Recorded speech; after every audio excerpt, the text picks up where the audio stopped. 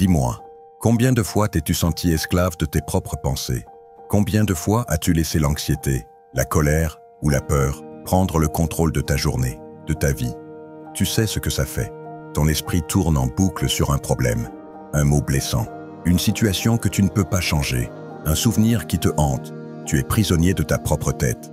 Mais laisse-moi te dire une chose, ça ne doit pas être comme ça. Ce pouvoir que tu as donné à tes émotions, aux événements extérieurs, aux autres, tu peux le reprendre. Marc Aurèle disait, tu as du pouvoir sur ton esprit, pas sur les événements extérieurs. Prends-en conscience et tu trouveras la force. Et si je te disais qu'il existe une manière de retrouver cette force, une méthode qui a traversé les siècles, une discipline qui a forgé des empereurs, des guerriers et des sages. Aujourd'hui, on va parler du stoïcisme. Aujourd'hui, on va parler de comment reprendre le contrôle de ton esprit. Prends une grande inspiration, parce que ce que je vais te dire va changer ta façon de voir le monde. Regarde autour de toi. Combien de personnes sont prisonnières de leur propre esprit? Un mot blessant qui tourne en boucle. Une peur irrationnelle qui paralyse. Une colère qui ronge de l'intérieur. Dis-moi, combien de fois as-tu ressenti cela? Ce que tu dois comprendre, c'est que la plus grande prison n'est pas faite de murs et de barreaux. Elle est dans ta tête. Mais voici la bonne nouvelle. Tu peux t'en libérer. Marc Aurèle disait, « Tu as du pouvoir sur ton esprit, pas sur les événements extérieurs. Prends-en conscience et tu trouveras la force. » Le stoïcisme est une arme redoutable pour reprendre le contrôle de tes pensées, de tes émotions et, au final, de ta vie. Dans cette vidéo, nous allons voir comment appliquer ces principes au quotidien. Prends une grande inspiration, parce qu'à partir de maintenant, tu vas reprendre le contrôle. Réalité numéro 1. Ce ne sont pas les événements qui te blessent, mais l'importance que tu leur donnes. Épictète l'a dit clairement. Ce qui trouble les hommes, ce ne sont pas les choses, mais les jugements qu'ils portent sur elles. Prenons un exemple simple. Un inconnu te critique dans la rue. Un ami très proche te critique sur le même sujet. Même critique, mais pas le même impact. Pourquoi? Parce que tu as donné de la valeur à l'opinion de ton ami. Mais qu'est-ce qui se passe si tu retires cette valeur? Plus rien ne t'atteint, ce qui signifie que le pouvoir a toujours été en toi. C'est ton premier exercice stoïcien. Prends conscience que ta souffrance ne vient pas de l'extérieur, mais de ton propre jugement. L'une des idées fondamentales du stoïcisme est de distinguer ce qui dépend de toi et ce qui ne dépend pas de toi. Tu ne peux pas contrôler la météo, mais tu peux choisir comment t'habiller. Tu ne peux pas contrôler les paroles des autres, mais tu peux contrôler ta réaction.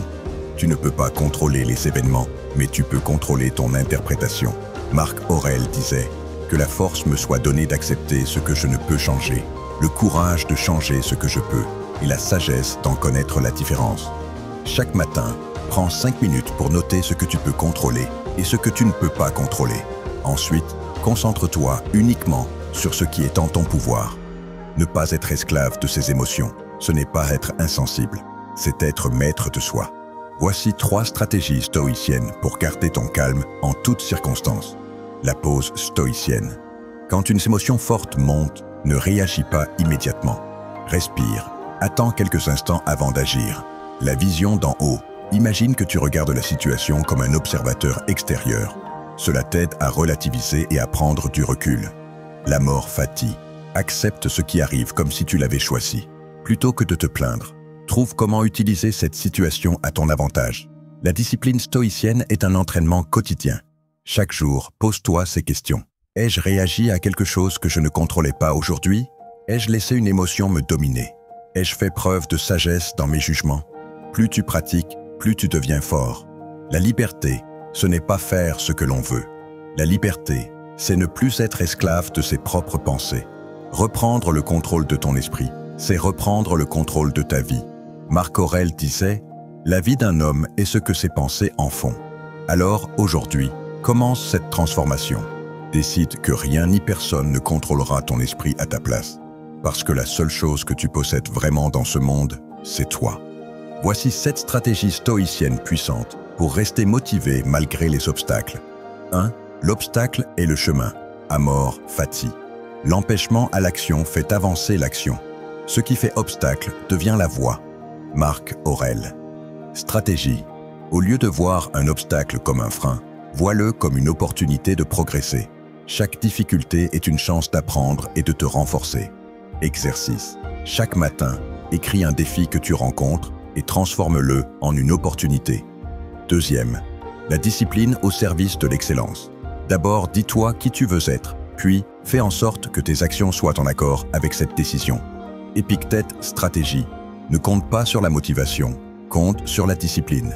La motivation est fluctuante, mais la discipline est un engagement. Exercice. Planifie des actions précises chaque jour, même petites, et tiens-toi à ton engagement, peu importe ton état d'esprit. Troisième, contrôle. Ce qui dépend de toi. Ce qui trouble les hommes, ce ne sont pas les choses, mais l'opinion qu'ils en ont. Épictète, stratégie. Rappelle-toi que tu contrôles ton effort, pas le résultat final. Concentre-toi uniquement sur ce que tu peux influencer. Exercice. Face à un obstacle, écris 2 colonnes. 1. Ce que je peux contrôler. 2. Ce que je ne peux pas contrôler. Ne perds pas d'énergie sur la 2e colonne. Quatrième. Visualise l'adversité. Avant qu'elle n'arrive, préparation stoïcienne. La vie, c'est plus une question de résister aux chocs que de les éviter. Sénèque.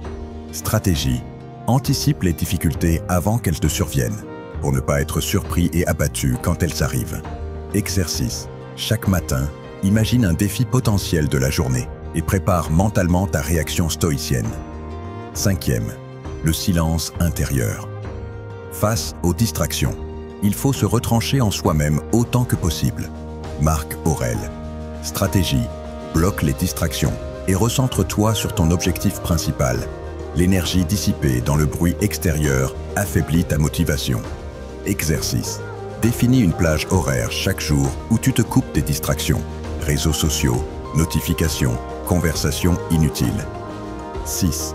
Rappelle-toi. Ton temps limité, memento mori. Tu peux quitter la vie à tout moment.